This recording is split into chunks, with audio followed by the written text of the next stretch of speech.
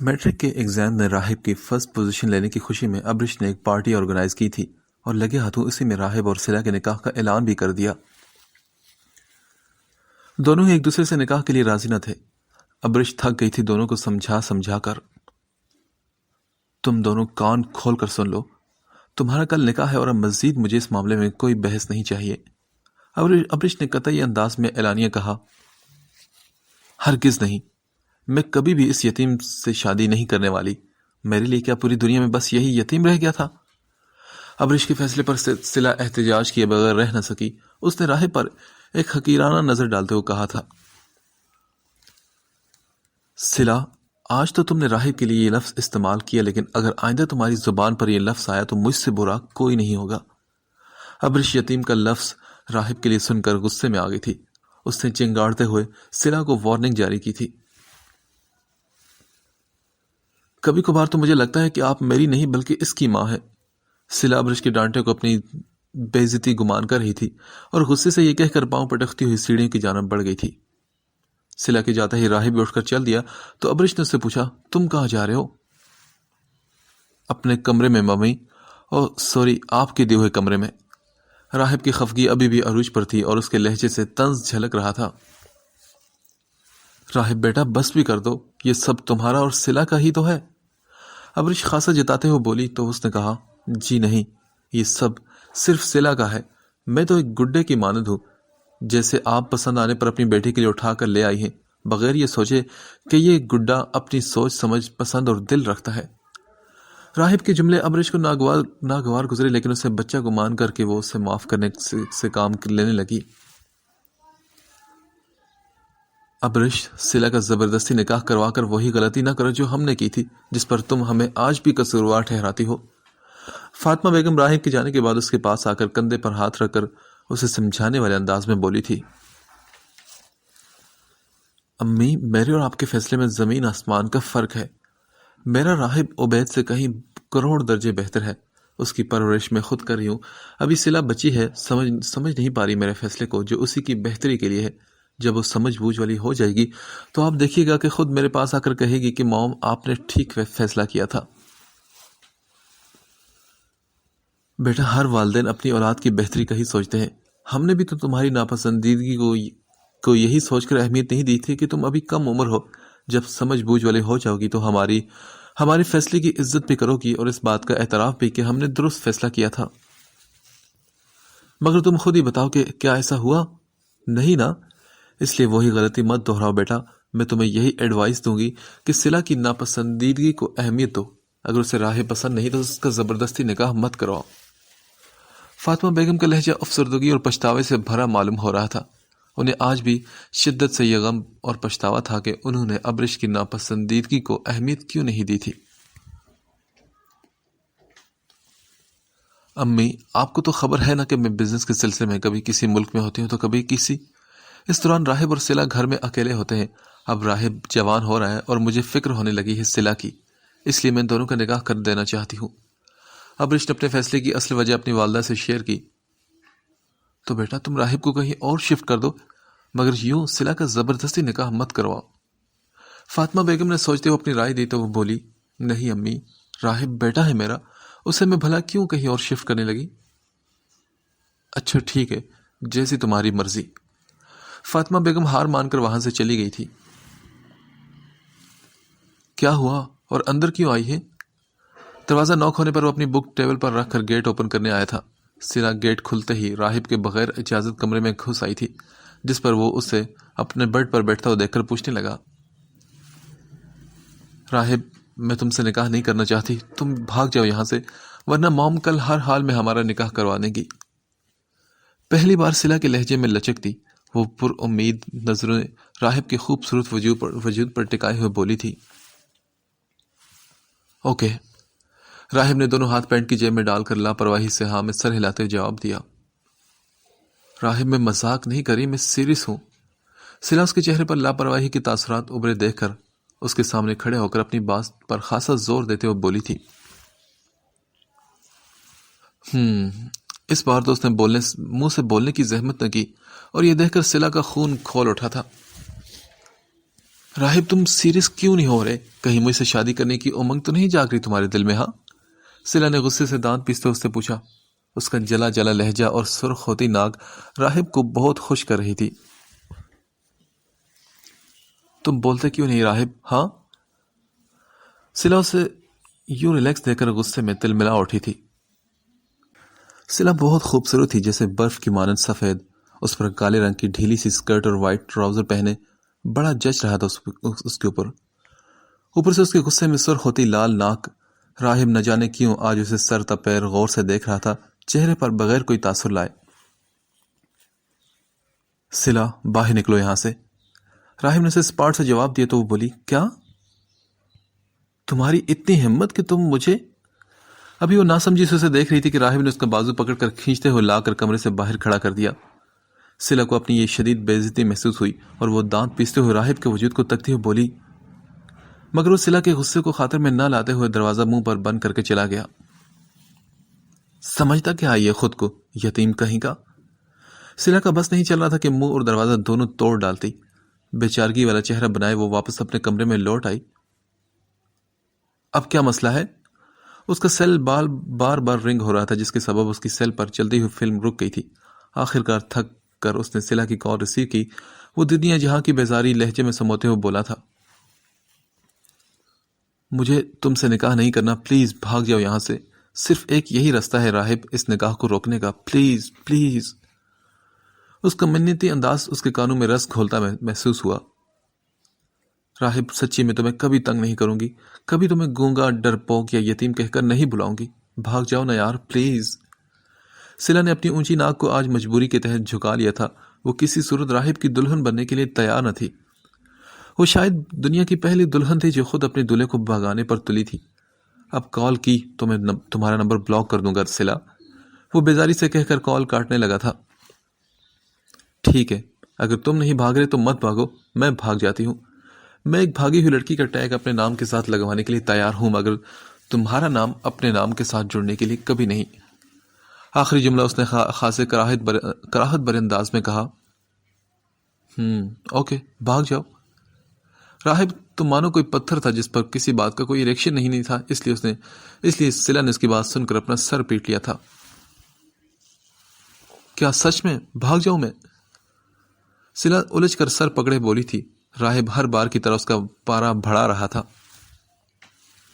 تھوڑی تو غیرت دکھاؤ، آخر ہونے والی بیوی ہوں تمہاری۔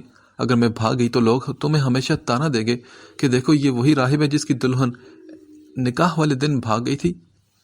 سلا ہر ممکن کوشش کر رہی تھی اسے قائل کرنے کی۔ 10 منٹ سے یہ لڑکی میرا دماغ کھا رہی ہے، اور شاباش ہے میرے صبر پر جو میں برداشت کر رہا ہوں۔ وہ سیل فون کو کان سے ہٹا کر سیل پر سیٹ ہوئی سلا کی تصویر کو دیکھ کر بیزاری سے بولا تھا، سلا میں نے اوکے کہا تھا نا، تو اوکے کا مطلب یہی ہے کہ میں بھاگ جاؤں گا، سمجھی تم؟ سلا کی معصومیت اس بار راہب کا پارا چڑھا گئی تھی۔ اس نے ایک ایک لفظ چبا کر ادا کیا اور کال کٹ کر دی۔ اف، کتنا ایٹیٹیوڈ ہے اس بندے میں، زبان گس جاتی ہے اگر یہ پورا جملہ پہلے ادا کر لیتا۔ فضول میں مجھ سے اتنی منتیں کروائی۔ سلا منہ میں بڑبڑاتے ہوئے بولی تھی، اور اگلے ہی لمحے وہ خوشی سے بے سدھ ہو کر بیڈ پر لیٹ گئی تھی۔ یوں لگ رہا تھا جیسے دل پر سے منو بوجھ اتر گیا ہو۔ وہ سکون سے پاؤں پھیلا کر سونے لگی۔ اب اسے کل ہونے والے نکاح کی کوئی فکر نہ تھی۔ فجر کی نماز کے ساتھ ہی وہ خاموشی سے کپڑوں سے بھرا بیگ کندھے پر ٹانگ کر اپنی کھڑکی کے ساتھ لگی ہوئی سیڑھی سے گارڈن میں اتر گیا۔ سلا کہاں جانتی تھی کہ وہ تو نکاح کے اعلان والے دن سے ہی بھاگنے کی پلاننگ کر رہا تھا۔ اس کا سیل فون رنگ ہو رہا تھا، اور نیند کے خمار سے بھری آنکھیں کھول کر اس نے بیڈ کے سائڈ ٹیبل سے سیل اٹھایا۔ میم، آئی ایم سوری کہ آپ کو اتنی صبح تنگ کیا، مگر آپ نے کہا تھا نا کہ چھوٹے پاپا پر نظر رکھنے کے لیے، بس اسی لیے آپ کو ان کے بھاگنے کی اطلاع دینے کے لیے کال کی۔ یہ خبر سن کر وہ بالکل چونکی نہیں تھی، کیونکہ اسے اندازہ تھا راہب کے اس عمل کا۔ کچھ دن قبل راہب کی ملازمہ نے بتایا تھا کہ راہب ان سے یتیم خانے کے متعلق معلومات لے رہا تھا۔ اچھا ٹھیک ہے، میرے بیٹے کا خیال رکھنا، وہ اسلام آباد جائے گا، اس کے ساتھ ہر وقت 6-7 گارڈز ہونے چاہیے، مگر اسے بالکل بھی پتہ نہ چلے، اور ہاں، اسے بچہ سمجھنے کی غلطی مت کرنا۔ ابرش نے پہلے اسے وارن کر دیا تھا۔ پر میم، آج تو سلا بی بی اور راہب بابا کے نکاح کی پارٹی بھی ہے نا؟ کال کرنے والے نے پریشانی سے پوچھا تو وہ بولی، پریشان مت ہو، میں کینسل کروا دوں گی۔ ابرش ایک گہری آہ بھر کر بولی تھی، راہب کے عمل نے انہیں سخت دکھ پہنچایا تھا۔ تو تم بھاگ گئے راہب، تم نے آج ثابت کر دیا کہ میری عزت تمہاری نظر میں کوئی اہمیت نہیں، میری محبت کا اچھا بدلہ دیا تم نے۔ ابرش کی آنکھوں میں آنسو تیر رہے تھے۔ ایسا کیوں ہوتا ہے میرے ساتھ کہ میں اپنا سب کچھ وار کر بھی اینڈ میں خالی ہاتھ رہ جاتی ہوں؟ ابرش اپنے ہاتھوں کو غور سے دیکھتے ہوئے کرب بھرے لہجے میں بولی تھی۔ راہب کے عمل نے اسے توڑ دیا تھا۔ اس میں کوئی شک نہیں کہ راہب اور صلہ میں ابرش نے کبھی کوئی فرق نہیں کیا تھا۔ اس نے اپنی سگی اولاد سے بڑھ کر راہب کے لاڈ اٹھائے تھے۔ آنکھوں سے کرب بھرا ایک آنسو ٹوٹ کر اس کی پلکوں پر آ ٹھہرا اور پھر چہرے پر پھسل آیا تھا۔ وہ کب سے بس اسٹاپ پر کھڑا تھا۔ دھوپ اس شہزادے کے گالوں کا بوسہ لے رہی تھی، جس کے سبب اس کے رخسار سرخ پڑ چکے تھے۔ اس کا پورا وجود پسینہ پسینہ ہو رہا تھا۔ ایسی کی دنیا سے پہلی بار باہر قدم رکھا تھا ابرش ملک کے شہزادے نے۔ یا اللہ، کتنی گرمی ہے یہاں پر۔ وہ اپنے رومال سے پیشانی پر آتا پسینہ صاف کرتے ہوئے بولا تھا۔ آج تو اچھا موسم ہے، کل بہت زیادہ گرمی تھی، ایسا لگ رہا تھا کہ سورج آگ اگل رہا ہو۔ اس کے برابر میں کھڑا 40 سالہ شخص اس کی بات سن کر اختلاف کیے بغیر رہ نہ سکا۔ کیا کہا؟ اس سے بھی زیادہ گرمی تھی کل؟ راہب ان کی بات سن کر حیرت سے کہنے لگا تو وہ بولے، لڑکے تم تو ایسے بات کر رہے ہو جیسے زندگی میں پہلی بار تم گرمی کا مزہ چکھ رہے ہو۔ اس شخص نے راہب کے چہرے کی حیرت دیکھتے ہوئے اسے ٹوک کر کہا تھا، جی ایسا ہی سمجھ لیں۔ دھوپ کے سبب وہ آنکھیں چندیا کر بولا تھا، ویسے برخدا تم نے جانا کہاں ہے؟ وہ اجنبی شخص راہب کو سر سے پیر تک غور سے دیکھتے ہوئے پوچھنے لگے۔ وہ گرمی میں بلیک ہائی نیک نیلے رنگ کی چیز اور وائٹ رنگ کا کندھے پر بیگ ٹانگے کھڑا تھا۔ اس کے حلیہ بتا رہا تھا کہ اس کا تعلق کسی امیر گھرانے سے ہے۔ راہب نے تیزی سے جواب دیا، جی میں اسلام آباد جا رہا ہوں۔ اوہ، تو اسلام آباد اکیلے جا رہے ہو یا دوست ساتھ ہیں؟ اس شخص کے پے در پہ سوال راہب کو کوفت کا شکار کر رہے تھے۔ اصل میں میری بیٹی آ رہی ہے مجھے لینے کے لیے، تو تم چاہو تو میں تمہیں ایئرپورٹ تک لفٹ دے سکتا ہوں۔ راہب کی جواب نہ دینے پر وہ شخص فوراً ہی اپنے سوال کی وجہ بیان کرنے لگا، مگر راہب نے فوراً اسے انکار کر دیا اور کہا نہیں۔ پھر اس نے اپنا چہرہ روڈ کی طرف کر لیا تھا۔ 5 منٹ بعد اس کے سامنے ایک لال رنگ کی کار آ کر رکی۔ اس میں سے ایک خوبصورت لڑکی اپنے کھلے ریشمی بال اور ایک ادا سے کندھے کے پیچھے کرتے ہوئے کار سے اتری تھی۔ وہ لڑکی کیا تھی؟ مانو کوئی حسین بلا تھی جسے ہر کوئی ستائش کی نگاہ سے دیکھ رہا تھا۔ اس کے حسن نے راہب کی توجہ بھی اپنی طرف کر لی تھی۔ لال رنگ کی اونچی فراک، بغیر آستینوں کے بلیک چوڑی دار پاجامہ پہنے، ایک شانے پر بلیک رنگ کا نیٹ کا دوپٹہ ڈالے، وہ بجلیاں لوگوں کے دلوں پر گراتی راہب کی طرف آنے لگی۔ سوری ڈیڈ، آپ کو اتنا انتظار کروایا، آئی ایم ریئلی سوری۔ وہ ایک کان پکڑے شرمساری سے راہب کے برابر کھڑے شخص سے بولی تھی۔ اوہ اٹس اوکے بیٹا۔ کیا بہت انتظار کروایا میں نے آپ کو؟ اس لڑکی نے معصومیت بھرے چہرے سے پوچھا تھا۔ ارے نہیں بیٹا، میں تو بس ابھی ابھی آ کر کھڑا ہوا ہوں۔ ان کا جواب سن کر راہب چونکا تھا، کیونکہ ان دونوں کو وہاں کھڑے 1 گھنٹہ گزر چکا تھا۔ اچھا، اس کا مطلب میں خواہ مخواہ شرمندہ ہو رہی ہوں، ہاں؟ اس لڑکی کا چہرہ اپنے والد کے جواب سن کر کھل اٹھا تھا۔ اچھا لائیں، میں آپ کا سامان تو اٹھوا دوں۔ وہ لڑکی اپنے والد کا سامان اٹھا کر کار میں رکھنے لگی تو راہب الجھ کر ان سے پوچھنے لگا، آپ نے جھوٹ کیوں کہا اپنی بیٹی سے؟ ارے بیٹا آہستہ بولو، وہ سن لے گی۔ اچھی بات ہے نا کہ سن لے، کتنا انتظار کروایا اس نے آپ کو، اور وہ بھی اتنی شدید گرمی میں۔ خود 5 منٹ کھڑی ہو اس دھوپ میں تو پتہ چلے اسے۔ راہب کی بات سن کر وہ مسکرا دی اور بولے، وہ میری بیٹی ہے، خود جان کر تو مجھے تکلیف میں مبتلا نہیں کیا ہوگا اس نے نا، ضرور کوئی وجہ رہی ہوگی جو وہ لیٹ آئی ہے۔ ان کے جواب راہب کو شرمندگی کی اتھاہ گہرائیوں میں اتار گیا تھا۔ اس کا ذہن اب سوچ میں پڑ گیا تھا۔ کیا ہوا؟ چلے نا ڈیڈ؟ وہ لڑکی اپنے والد کے پاس آ کر راہب پر سرسری سی نگاہ ڈالتے ہوئے بولی تھی۔ 1 منٹ، آپ راہب ابرش ملک ہیں نا؟ سفید رنگت دھوپ کے سبب سرخ رخسار، نشیلی آنکھیں، لمبا قد، 16 سال کا وہ حسین لڑکا۔ وہ لڑکی راہب پر سرسری سی نگاہ ڈال کر ابھی اپنے والد کی طرف مڑی تھی کہ اس کا ذہن فوراً کھٹکا تھا، اور تیزی سے راہب کی جانب مڑ کر بغور اس کا جائزہ لینے کے بعد وہ پوچھنے لگی، ہاں میں راہب ہوں۔ راہب نے فقط اس بات میں سر ہلاتے ہوئے کہا تھا۔ اوہ، تبھی تو میں کہوں کہ یہ لڑکا اتنا دیکھا دیکھا کیوں لگ رہا ہے؟ ابھی کچھ دن پہلے ہی تمہاری اور تمہاری والدہ کی پکچر میں نے اخبار میں دیکھی تھی۔ وہ شخص مسکراتے ہوئے بولے تھے، چلو بیٹا ہم تمہیں ایئرپورٹ چھوڑ دیں گے، بس آنے میں ابھی پورا آدھا گھنٹہ باقی ہے۔ انہوں نے اسے پھر ایک بار اپنے ساتھ آنے کی دعوت دی۔ وہ لڑکی الجھ کر بولی، مگر راہب آپ یہاں بس سٹاپ پر کیوں؟ ہاں تو کیا ہوا؟ کیا حکومت نے پابندی لگا دی ہے کہ راہب ابرش ملک بس سٹاپ پر کھڑا نہیں ہو سکتا؟ راہب اس لڑکی کے سوال پر جھنجلا کر منہ بسورتے ہوئے بولا تھا، ارے نہیں، میرے کہنے کا مطلب یہ نہیں تھا، لگتا ہے آپ نے تو برا ہی مان لیا۔ وہ لڑکی راہب کا جواب سن کر شرمندہ سی ہو گئی تھی۔ ڈیڈ چلے نا؟ راہب کو کوئی جواب نہ دیتا دیکھ کر وہ لڑکی اسے مغرور گمان کر کے آگے کی طرف قدم بڑھانے لگی اور وہ گمبھیر سوچ میں ڈوبا ہوا تھا۔ اس شخص نے راہب سے آخری بار پوچھا، کیا چلے ہم؟ ابرش نے کہہ تو دیا تھا کہ وہ نکاح کینسل کر رہی ہے، مگر نکاح کی اتنی بڑی تقریب کو اچانک کینسل کرنا آسان نہیں تھا۔ وہ پریشان حال ابھی تک سر پکڑے بیٹھی تھی۔ اپنے سیل فون کے کافی دیر رنگ ہونے کے باوجود اس نے کوئی کال ریسیو نہیں کی تھی۔ کاش راہب تم نے میری عزت کا مان ہی رکھ لیا ہوتا۔ ارمانو کرنا صحیح، عزت تو رکھ لی ہوتی میری۔ وہ رنجیدہ لہجے میں اپنے سامنے رکھی راہب کی تصویر کو دیکھ کر شکوہ کرنے لگی۔ بہادر بنو ابرش، یہ سب تو زندگی کا حصہ ہے۔ وہ خود کو سنبھال رہی تھی۔ آج کوئی عام دن نہیں تھا اس کے لیے۔ آج تو اس کے خوابوں میں رنگ بھرنے کا دن تھا۔ آج نکاح تھا اس کی جان سے پیاری بیٹی کا، مگر آخری موقع پر دولہا ہی بھاگ گیا تھا۔ اس کا سیل فون بج بج کر اب رنگ ہونا بند ہو گیا تھا۔ وہ اپنے آنسو بے دردی سے پہنچتی سیل اٹھا کر کھڑی ہوئی تھی۔ پھر اس نے اپنی سیکرٹری کو کال کی تو وہ بولی، میم آپ بے فکر رہیں، ساری تیاری یہاں مکمل ہے۔ اس کی سیکرٹری نے تیزی سے نکاح کی تقریب کے بارے میں کہا تو وہ بولی، میری بات غور سے سنو، سارے گیسٹس کو کال کرو اور کہو کہ آج کا نکاح ابھی الفاظ اس کے منہ میں پھنس گئے تھے۔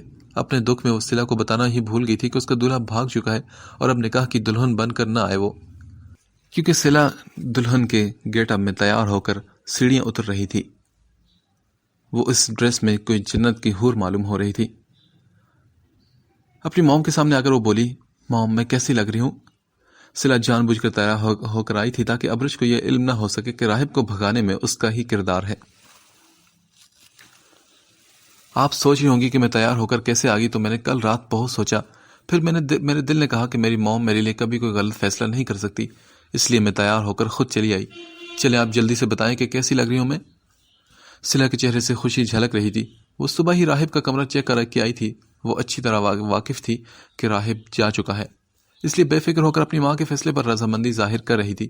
ساتھ ساتھ میٹھی میٹھی باتیں کر کے ابرش کا دل بھی جیت رہی تھی تاکہ ابرش کی ساری ناراضگی فقط راہب کے حصے میں آئے۔ آج صلہ واقعی بہت خوش تھی کیونکہ ابرش اور اس کے درمیان کا بچپن سے چبھنے والا کانٹا آج نکل گیا تھا۔ اس کا بس نہیں چل رہا تھا کہ جھوم جھوم کر ناچے۔ ابرش اپنی بیٹی کی بات سن کر دکھی ہو گئی تھی۔ اس کا سیل والا ہاتھ خود بخود نیچے لٹک گیا تھا۔ صلہ کو خوشی سے چہکتا دیکھ کر اس کی ہمت نہیں ہو رہی تھی کہ راہب کے بارے میں اسے بتانے کی۔ موم کیا ہوا ہے؟ کچھ تو بولے نا، کیا میں اچھی نہیں لگ رہی؟ صلہ ابرش کا ہاتھ پکڑ کر دوبارہ پوچھنے لگی۔ وہ انتظار میں تھی کہ ابرش اسے خود بتائے کہ راہب جا چکا ہے۔ زبردستی کی تعریف کروانے پر کیوں تلی ہو تم؟ اس کی آواز پر دونوں ماں بیٹی چونک کر پیچھے مڑے تھے۔ وہ سفید کرتے پاجامے میں اپنے حسین چہرے پر مسکراہٹ سجائے ابرش کی طرف قدم بڑھاتے ہوئے صلہ کو بیزاری سے جواب دینے لگا۔ اسے دیکھ کر ابرش بے یقینی کسی کیفیت میں گرفتار ہو گئی تھی۔ اس کی آنکھیں خوشی سے جلملا اٹھی اور وہیں دوسری طرف صلہ کے سر پر مانو ایٹم بم پھوٹا تھا۔ وہ سکتے کی کیفیت میں آ چکی تھی اسے اچانک اپنے سامنے کھڑا دیکھ کر۔ تم یہاں؟ اسے یہاں دیکھ کر صلہ کے چہرے کے سارے رنگ اڑ گئے تھے۔ موم کیسا لگ رہا ہوں میں؟ آج لگ رہا ہوں نا میں ابرش ملک کا بیٹا؟ صلہ کی حیرت کو مکمل اگنور کر کے ابرش کی جانب متوجہ ہو کر وہ اپنے کرتے کا کالر پکڑ کر اتراتے ہوئے اپنی ماں سے پوچھنے لگا، ابرش کہاں ہو تم صبح سے؟ کتنی کالز کی میں نے تمہیں؟ فاطمہ بیگم اور ملک صاحب اسی وقت لاؤنج میں داخل ہوئے تھے۔ فاطمہ بیگم نے آتے ہی پریشان ہو کر پوچھا، I'm sorry موم، میں تھوڑا بیزی تھی۔ ابرش کے چہرے کی رونق لوٹ آئی تھی۔ وہ اپنی والدہ سے سوری کرنے لگی۔ ارے واہ برخوردار، تم پر تو یہ کرتا بڑا جچ رہا ہے، مانتے ہو نا پھر اپنے نانا کی پسند کو؟ ملک صاحب تعریف کا سارا سحر اپنے سر لیتے ہوئے بولی تھی، جس پر وہ ابرش کے کندھے پر باہیں ڈال کر سر ہاں میں ہلانے لگا۔ ابرش تم ابھی تک تیار کیوں نہیں ہوئی؟ ملک صاحب ابرش کو دیکھتے ہوئے ٹوک کر بولے تھے۔ ہاں ابرش تم تیار کیوں نہیں، اور تمہاری آنکھیں بھی سوجی سوجی سی کیوں ہو رہی ہیں؟ تم روئی تھی کیا؟ فاطمہ بیگم بھی فوراً اپنے لہجے کو فکر مند کرتے ہوئے بولی تھی۔ نہیں موم ڈیڈ، دراصل میری آنکھ میں کچھ چلا گیا تھا۔ ابرش اپنی آنکھ مسلتے ہوئے جھوٹ بولنے لگی۔ مگر تمہاری دونوں آنکھیں تو لال ہو رہی ہیں۔ موم آپ فکر مت کریں، میں ڈراپ ڈال لوں گی نا، ابرش لاپرواہی سے بولی تھی۔ اچھا موم جلدی تیار ہو جائے نا، دولہا بن کر میں یہ کہتا ذرا اچھا نہ لگوں گا کہ مولوی صاحب ذرا رک جائیں، میری موم تیار ہو کر آ رہی ہیں۔ راہب نے مسکراتے ہوئے کہا تو ابرش کی آنکھیں بھر آئی تھی۔ اوکے بیٹا، بس میں ابھی تیار ہو کر آتی ہوں۔ ابرش تیزی سے کمرے کی طرف بڑھ گئی تھی۔ فاطمہ بیگم اور ملک صاحب اپنے کاموں میں لگ گئے اور صلہ اسے کھا جانے والی نگاہوں سے گھورنے لگی۔ اب تو اس نکاح سے پیچھے ہٹ بھی نہیں سکتی تھی، کیونکہ کچھ دیر پہلے ہی اچھا بننے کے چکر میں اس نے ابرش کے فیصلے پر رضامندی ظاہر کر دی تھی۔ اس سے پہلے کہ وہ کچھ کہے، راہب خاموشی سے وہاں سے چلا گیا تھا۔ نکاح کی تقریب چل رہی تھی۔ 3 سفید رنگ کے صوفے سٹیج پر سیٹ تھے، جن میں سے بیچ والے پر صلہ اور راہب تھے۔ رائٹ سائڈ والے صوفے پر مولوی صاحب اور لیفٹ والے پر ابرش ملک اور ملک صاحب بیٹھے تھے۔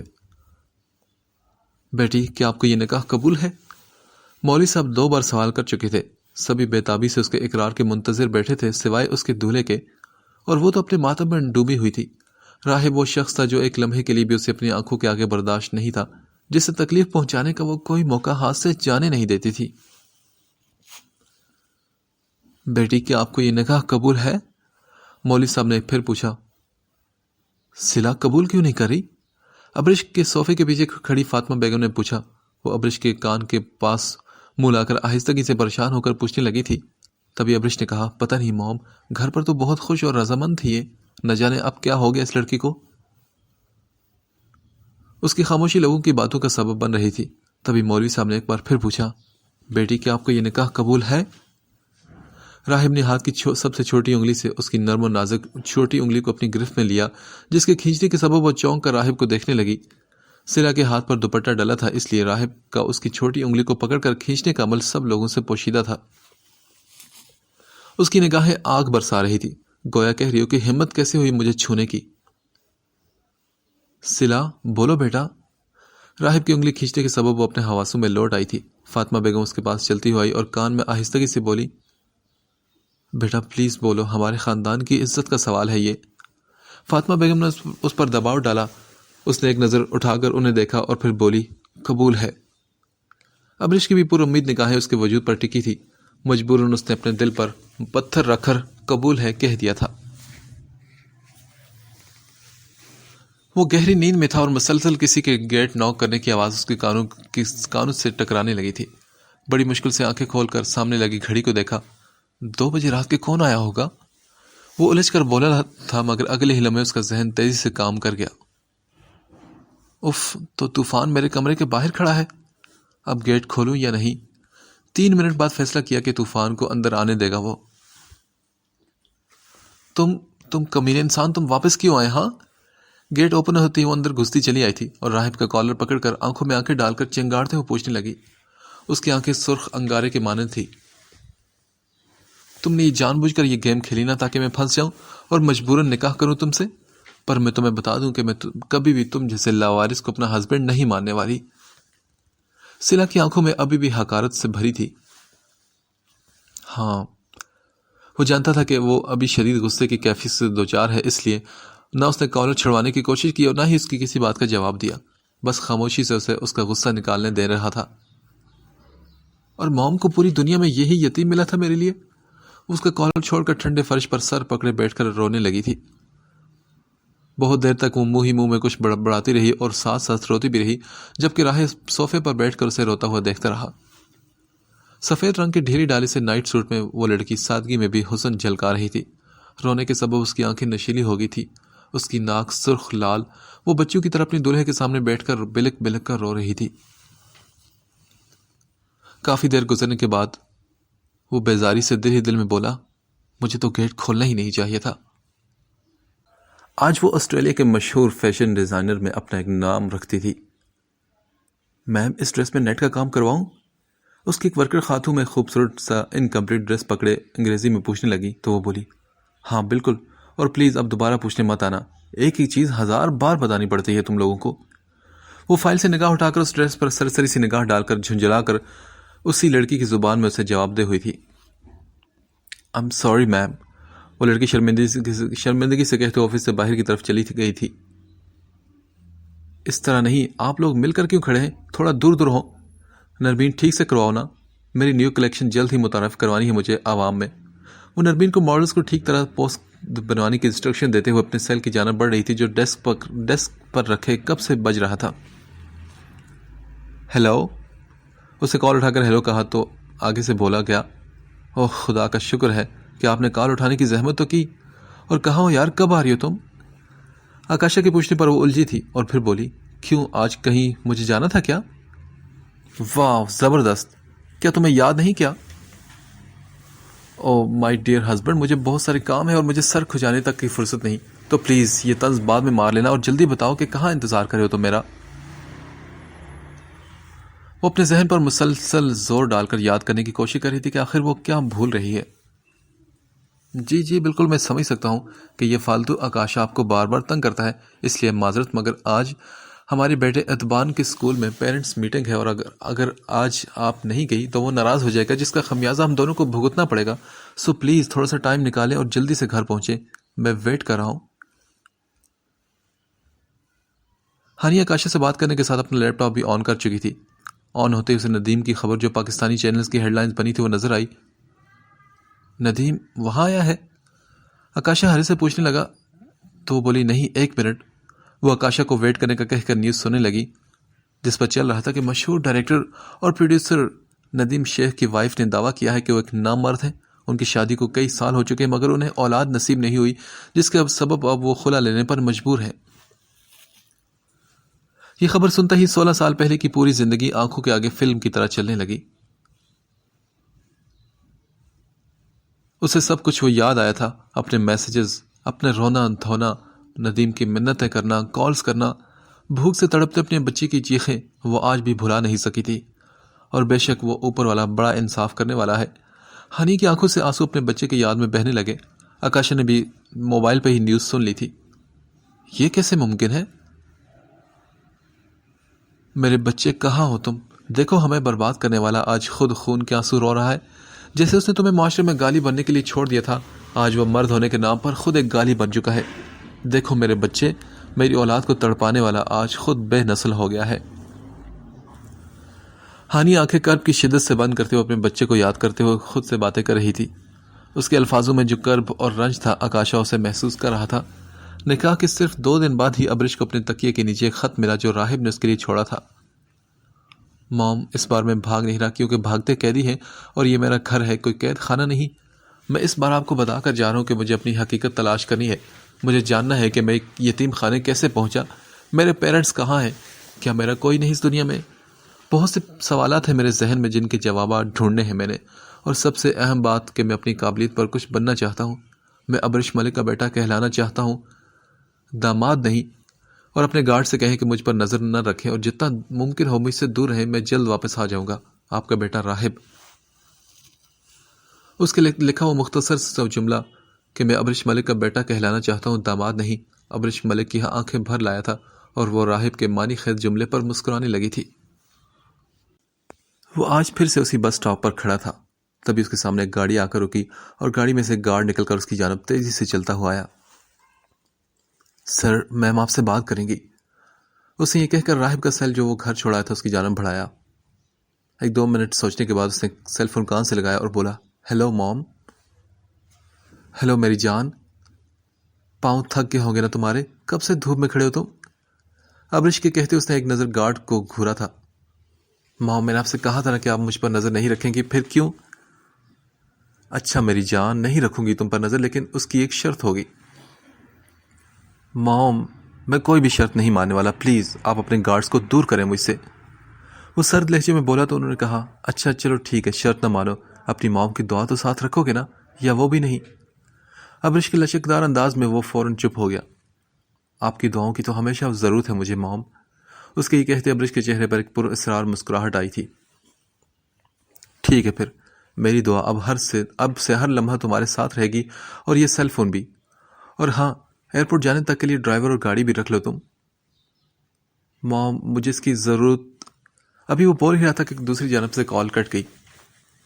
کال ڈسکنیکٹ کر دی؟ مام آپ بھی نا۔ وہ سیل فون کان سے ہٹا کر سر جھٹکتے ہوئے بولا، سر چلیں پھر۔ اس گارڈ کے کہنے پر وہ گاڑی کی جانب بڑھ گیا تھا۔ جیسے وہ سیٹ پر آ کر بیٹھا، ایک لڑکی کی آواز اس کے کانوں سے ٹکرائی، گڈ آفٹر نون سر۔ ڈرائیور کے برابر والی سیٹ پر بیٹھی ہوئی لڑکی پیچھے کی جانب مڑ کر راہب کو دیکھ کر کہہ رہی تھی، اس نے باڈی گارڈ والی یونیفارم بھی پہن رکھی تھی۔ تم یہاں؟ اس لڑکی کو دیکھ کر وہ حیران ہوا تھا۔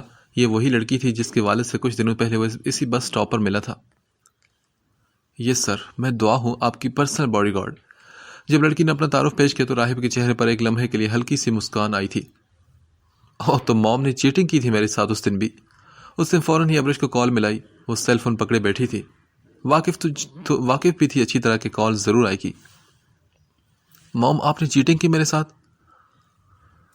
ارے راہب بیٹا، تم تو میری جان ہو نا، ابرش ملک کے بیٹے ہو تم، اور میں نے اپنی زندگی میں ترقی کے بہت سے مراحل طے کیے ہیں جن کے سبب میرے بہت سے دوست اور بہت سے دشمن بھی ہیں، اور میں نہیں چاہتی کہ کوئی بھی میری دشمنی میں تمہیں تکلیف پہنچائے۔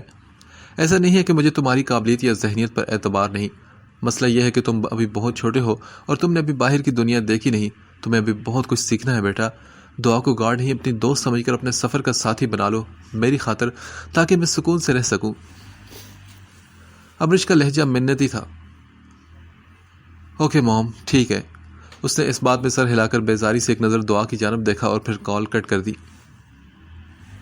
اب یہ مت کہنا کہ تم بھی میرے ساتھ چل رہے ہو۔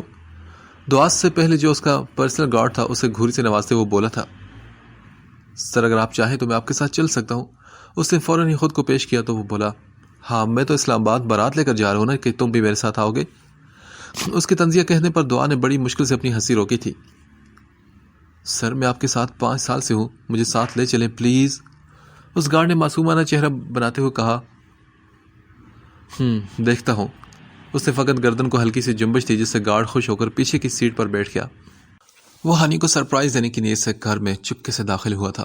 آکاشا کمرے میں داخل ہونے لگا تھا کہ ہانی کی بات سن کر اس کے قدم رکے۔ ہانی ویڈیو کال پر ردا سے بات کر رہی تھی۔ امی، میرا بچہ نہ جانے کس حال میں ہوگا۔ کبھی کبھار کھانا کھاتے کھاتے خیال آتا ہے کہ کہیں وہ بھوکا ہوا تو، اور یہ خیال آتے ہی میری جان نکلتی ہے، ہاتھ کھانے سے اٹھ جاتا ہے۔ کبھی کمبل اوڑے لیٹتی ہوں تو خیال آتا ہے کہ اگر وہ سردی میں رہا ہو تو، اور یہ خیال آتے ہی کمبل خود سے دور پھینک دیتی ہوں۔ کبھی ہنستے ہنستے اس کا خیال آ جاتا ہے تو آنکھیں خود بہت آنسو برسانے لگتی ہیں۔ امی، خود کو ہر وقت مصروف رکھنے کی کوشش کرتی ہوں میں، کیونکہ تنہائی جھنجھوڑتی ہے میرے ضمیر کو۔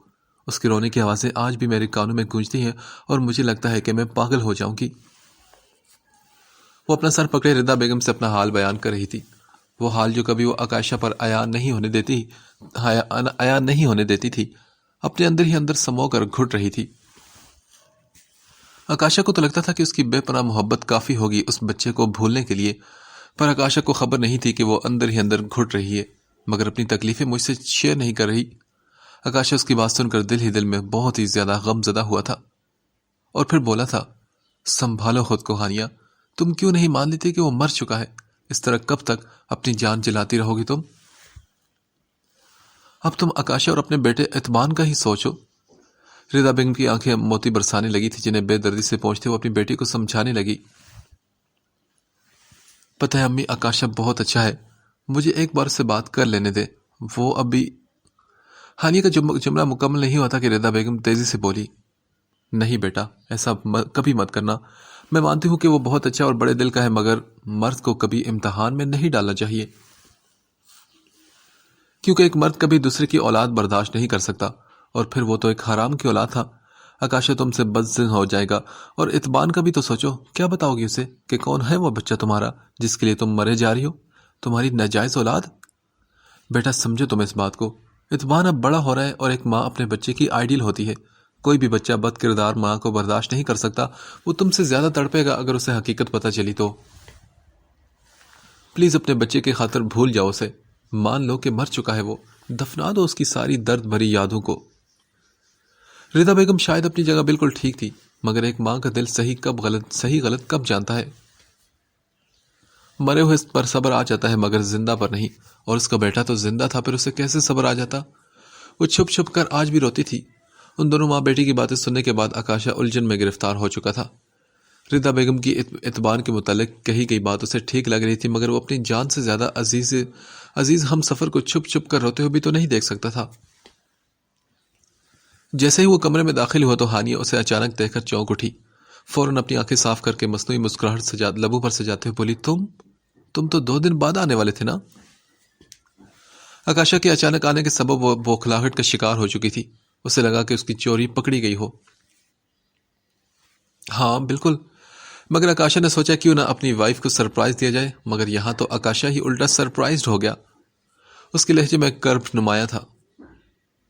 مطلب میں سمجھی نہیں تمہاری بات۔ ہانیہ، آکاشا شاید غلط تھا، اسے تو میں پہلے ہی بتا دینا چاہیے تھا کہ تمہارے بیٹے کے بارے میں آکاشا کے بعد تمہارے بیٹے کے بارے میں۔ آکاشا کی بات سن کر ہانیہ کے کان کھڑے ہوئے اور وہ بولی، میرے بیٹے کے بارے میں؟ تم کیا جانتے ہو اس کے بارے میں؟ ہاں میں جانتا ہوں اس کو۔ تمہارے بیٹے کا نام راہب ہے، یاد ہے تم ملی ہو اس سے؟ آکاشا کے یہ کہتے ہانیہ بے ساختہ بولی تھی، راہب ابرش ملک؟ ہاں بالکل وہی راہب، وہ تمہارا بیٹا ہے ہانیہ، تمہارا کھویا ہوا بیٹا، جس کے لیے تم دن رات اپنی جان جلاتی ہو۔ آکاشا کی بات سن کر کچھ لمحے کے لیے تو وہ خوشی سے حیران رہ گئی۔ راہب میرا بیٹا ہے؟ راہب کے بچپن کا خوبصورت سراپا اس کی آنکھوں کے آگے گھومنے لگا تھا۔ اس کی آنکھوں سے موتی جھرجھر بہنے لگے۔ تمہارا بیٹا کبھی بھوکا نہیں سوتا اور نہ ہی کبھی وہ ٹھنڈ میں ٹھٹرتا ہے۔ ابرش اپنی سگی اولاد کی طرح رکھتی ہے اسے، دنیا اسے گالی نہیں مانتی بلکہ اسے عزت کی نگاہ سے دیکھتی ہے۔ ابھی کچھ دن قبل ہی تمہارے بیٹے کا نکاح ہوا ہے صلہ ابرش ملک کے ساتھ۔ دنیا اسے حرام و حلال کے ترازو میں نہ تولے، اس لیے میں نے یہ بات سب سے چھپا کر رکھنا ہی بہتر سمجھا، مگر شاید آکاشا نے غلط کیا۔ مجھے تمہیں بتا دینا چاہیے تھا، مگر تمہاری قسم ہانیہ، آکاشا نے صرف اس فیصلے کو ترجیح دی جس میں راہب کی بہتری تھی۔ آکاشا شرمساری سے اسے ساری حقیقت بتانے لگا۔ ریگستان میں مارا مارا پھرتا ہوا پیاسا اچانک سے سیراب ہو جائے تو اسے جو خوشی ملتی ہے اس سے کہیں زیادہ خوشی اس وقت ہانیہ کو محسوس ہو رہی تھی۔ میرا بیٹا راہب، وہ میرا بیٹا ہے؟ اس کی آنکھوں سے تو آنسو رکنے کا نام نہیں لے رہے تھے۔ اس کی زبان اس کا ساتھ چھوڑ گئی تھی۔ آکاشا نے اسے سینے سے لگایا تو وہ بلک بلک کر روتے ہوئے بس ایک ہی بات کہہ رہی تھی کہ مجھے اس سے معافی مانگنی ہے آکاشا، مجھے اس سے معافی مانگنی ہے۔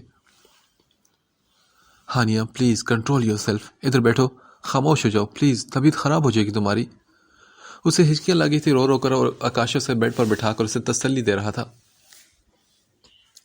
ہانیہ کا پورا وجود لرز رہا تھا۔ آکاشا نے اسے پانی کا گلاس تھمایا تو وہ بولی، مجھے کچھ بھی نہیں پینا، مجھے میرے بیٹے کے پاس جانا ہے آکاشا پلیز۔ ہاں ٹھیک ہے، میں لے چلوں گا تمہیں اس کے پاس، مگر ابھی پانی تو پیو اور آکاشا کی بات غور سے سنو۔ ہانیہ تمہارے ایک نہیں بلکہ 2 بیٹے ہیں، یہ یاد رکھ کر اپنا فیصلہ کرنا۔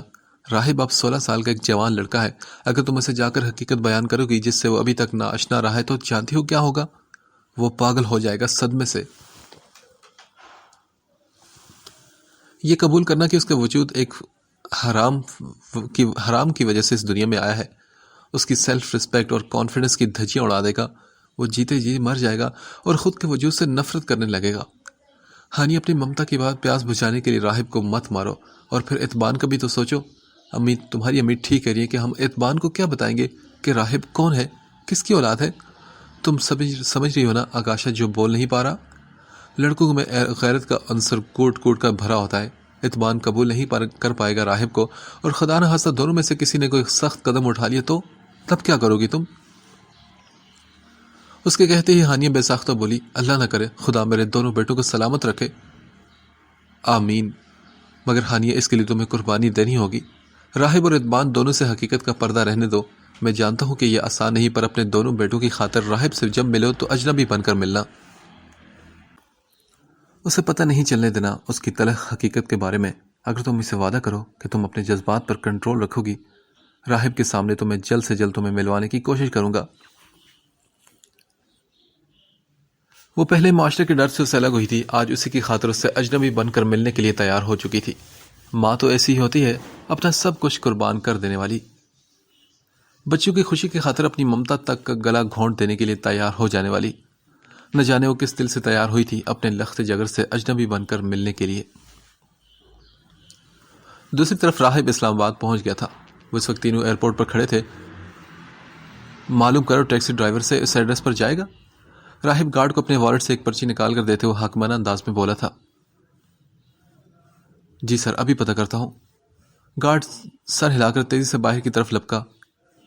دعا نے اسے پوچھا، آپ کہاں جانے والے ہیں؟ بڑا ہی مغرور قسم کا بندہ ہے یہ تو۔ وہ بغیر جواب دیے آگے بڑھ گیا تو دعا منہ بسورتے بولی تھی۔ گارڈ نے ٹیکسی کا پیچھے کا گیٹ اوپن کر کے کہا، سر چلیں۔ پھر پہلے راہب بیٹھا اور پھر دعا اور پھر گارڈ ڈرائیور کی برابر والی سیٹ پر بیٹھ گیا۔ گارڈ نے ڈرائیور سے پوچھا، کتنی دیر لگے گی؟ تو اس نے جواب دیا، سر تقریباً آدھا گھنٹہ۔ اس کے جواب پر راہب نے سر پیچھے کی سیٹ سے ٹکا لیا تھا۔ پہلے کسی ہوٹل پر ٹیکسی روکنا۔ راہب کے حکم دیتے ہی گارڈ پیچھے مڑ کر اس کی طرف دیکھ کر پوچھنے لگا، سر ہوٹل کیوں؟ آپ کیا آرام کرنا چاہتے ہیں پہلے؟ نہیں، پہلے تم دونوں اپنی یونیفارم چینج کرو اور مجھے سر بلانا بند کرو اور جتنا ممکن ہو مجھ سے دور دور رہو تم لوگ۔ راہب کے کہتے ہی دعا احتجاج بلند کیے بغیر رہ نہ سکی اور بولی، مگر سر یہ یونیفارم ہماری پہچان ہے نا۔ تو پھر ٹھیک ہے، ٹیکسی روک تو یہیں اتر جائیں گے آپ لوگ، کیونکہ میں کسی گارڈ کو اپنے ساتھ لے کر گھومنے والا بالکل نہیں۔ راہب نے دو ٹوک انداز میں دعا کو دیکھ کر کہا، جس پر وہ نہ چاہتے ہوئے بھی اس کی فیصلہ مان گئی تھی۔ نہیں، میں تیار ہوں سر چینج کرنے کے لیے۔ دعا کو سخت انسٹرکشن ملی تھی کہ راہب کو ایک لمحے کے لیے بھی اکیلا نہ چھوڑے۔ اس کا جواب سن کر راہب نے آنکھیں بند کر لی تھی۔ ہوٹل پہنچنے پر گارڈ جلدی چینج کر کے باہر آیا اور بولا، سر سوری راہب، میں ریڈی ہوں۔ گارڈ کو یاد آیا تھا کہ اس نے کہا تھا کہ سر نہیں بولانا، اس لیے اسے نام سے پکار کر بولا اور وہ دیوار سے ٹیک ہٹا کر گردن ہلا کر گھڑی کی طرف تنگ آ کر دیکھنے لگا، کیونکہ دعا کافی ٹائم سے اندر گئی ہوئی تھی۔ اسے دعا کا انتظار کرنا کافی برا لگ رہا تھا۔ تھوڑی دیر بعد بلیک رنگ کے سادے سے قمیض شلوار اور شانوں پر دوپٹہ ڈالے وہ لڑکی جب کمرے سے باہر نکلی تو راہب اور اس کا گارڈ پلکیں جھپکنا تک بھول بیٹھے تھے۔ دونوں کی نگاہیں اس کے حسین وجود پر آ کر ٹک گئی تھی۔ اسے ریشمی گھنی زلفیں جن میں سے کچھ آوارہ لٹے اس کے چہرے پر بکھر رہی تھی، اس کی بڑی بڑی سبز آنکھیں، گلاب کی پنکھڑی کے مانند ہونٹ، سفید رنگت اور اس پر گلابی گال، لمبے قد پر وہ اونچی ہیل پہنے ایک ادا سے چلتی ہوئی آ رہی تھی۔ اف، یہ تو قیامت ہے یار۔ گارڈ بے ساختہ اس کی تعریف کرنے لگا اور اگلے ہی لمحے اسے راہب کی نگاہیں اپنے وجود کو گھورتے ہوئے محسوس ہوئی۔ وہ لوگ یتیم خانے پہنچ گئے تھے۔ راہب آگے بڑھ کر ان دونوں سے بولا، تم دونوں یہی رکو، مگر دعا نے کہا، نہیں سر، میں آپ کے ساتھ چلوں گی۔ دیکھو، مجھے بار بار اپنی بات دہرانا پسند نہیں، وہ سخت لہجے میں کہنے لگا تو وہ بولی، پر سر آپ کے ساتھ سائے کی طرح رہنا میری ڈیوٹی میں شامل ہے۔ اس کی بات سنتے ہی وہ آفس میں داخل ہوا تو ایک خاتون چیئر پر بیٹھی سموسے کھاتے نظر آئی۔ پیچھے دعا بھی داخل ہوئی۔ اس سے خاتون کو دیکھتے سلام کیا، جس پر وہ سلام کا جواب دیتے ہوئے سامنے والی چیئر پر بیٹھ گیا۔ دعا اس کے ساتھ والی چیئر کے ساتھ لگ کر کھڑی ہو گئی تھی۔ جی بتائیں، کیا کام ہے آپ کو؟ اس خاتون کے سوال پر وہ سوچ میں پڑ گیا اور پھر بولا، مجھے دراصل ایک بچے کے متعلق جاننا ہے۔ راہب نام تھا اس بچے کا، اسے اس یتیم خانے میں 16 سال پہلے کون چھوڑ کر گیا تھا؟ کچھ دیر خاموش رہنے کے بعد جب اس نے سوال کیا تو دعا کے کان کھڑے ہو گئے۔ 16 سال پہلے کی بات میں کیسے بتا سکتی ہوں؟ مجھے تو ابھی آئے ہوئے 3 ماہ ہوئے ہیں اور یہ یتیم خانہ میری پھوپھو چلاتی تھی، ان کے انتقال کے بعد میں نے سنبھال لیا۔ اوکے، لیکن دیکھیں کوئی تو ریکارڈ ہوگا نا آپ کے پاس؟ راہب نے تیزی سے کہا تو وہ بولی، چلے میں دیکھتی ہوں۔ وہ خاتون اپنے ہاتھ میں پکڑا وہ آدھا سموسہ پلیٹ میں رکھ کر کھڑی ہوئی۔ سیدھے ہاتھ کی جانب ایک بوسیدہ سی لکڑی کی الماری تھی، اسے کھول کر اس میں سے بہت ساری فائلز ہاتھوں میں اٹھا کر اپنی ٹیبل پر لا کر رکھنے لگی۔ یہ دیکھیں، راہب جس کے گلے میں آر کا الفابیٹ کا لاکٹ تھا اور ہاتھ کی کلائی پر کالا نشان، اس بچے کی بات کریں آپ؟ بہت دیر ڈھونڈنے کے بعد وہ خاتون ایک فائل میں لگی تصویر اس کے آگے لکھی ہوئی ڈیٹیل راہب کی طرف بڑھاتے ہوئے تصدیق کرنے لگی۔ جی بالکل یہی بچہ ہے۔ کوئی مزید انفارمیشن اس کے بارے میں ہے؟ راہب نہایت بےتابی سے پوچھنے لگا۔ سوری سر، اس کے علاوہ تو کچھ بھی نہیں لکھا اس میں۔ اس خاتون کا جواب راہب کو مایوس کر گیا تھا، کیونکہ یتیم خانہ واحد جگہ تھی جہاں سے اسے اپنے والدین یا رشتہ داروں کا پتہ چل سکتا تھا۔ پلیز میڈم چیک کریں، کسی اور فائل میں اس بچے کے متعلق کوئی اور انفارمیشن ہو تو۔ سوری سر، مگر آج ساری فائلز آپ کے سامنے ہے۔ یتیم بچوں کے بارے میں ویسے بھی اتنی خاص انفارمیشن ہوتی نہیں، کیونکہ لوگ بڑے بے ضمیر ہوتے ہیں۔ ان معصوم بچوں کو مرنے کے لیے کسی مسجد کے باہر، کبھی کچرے پر، کبھی قبرستان میں، یا کبھی سڑکوں پر پھینک دیتے ہیں، اور کبھی تھوڑا سا رحم کھا کر ہمارے جھولوں میں ڈال جاتے ہیں۔ وہ خاتون نہایت افسردگی سے بولی تھی۔ مگر ہو سکتا ہے کہ اس کے والدین کا انتقال ہو گیا ہو، جس کے سبب رشتہ داروں نے اسے یتیم خانے میں چھوڑ دیا ہو۔ آپ چیک تو کریں ایک بار۔ راہب نہایت جذباتی ہو کر بولا تھا۔ اسے اپنی آخری امید بھی دم توڑتی نظر آئی تھی۔ I'm sorry سر، مگر اس بچے کے بارے میں آپ کو مزید کچھ اور نہیں بتا سکتی، کیونکہ یہاں کچھ بھی نہیں لکھا۔ راہب ان کا جواب سن کر غم زدہ ہو کر کھڑا ہو گیا تھا۔ وہ ان کا شکریہ ادا کر کے جانے لگا، تبھی وہ بولی، ایک منٹ، یہاں پر ایک آیا کام کرتی ہیں کافی سال سے، آپ ان سے پوچھ کر دیکھیں، شاید انہیں اس بچے کے بارے میں کچھ معلومات ہو۔ اور ریلی، اللہ کرے ایسا ہو۔ وہ بے ساختہ بولا تھا۔ ارے بیٹا، اتنے بچے آتے ہیں یہاں، مجھے 16 سال پرانی باتیں کیسے یاد ہوں گی؟ بوڑھی خاتون کا جواب سن کر بھی وہ نا امید ہو گیا تھا، مگر پھر بولا، اماں جی تھوڑا ذہن پر زور تو ڈالیں، شاید آپ کو کچھ یاد آ جائے، میرے لیے بہت ضروری ہے جاننا یہ سب کچھ۔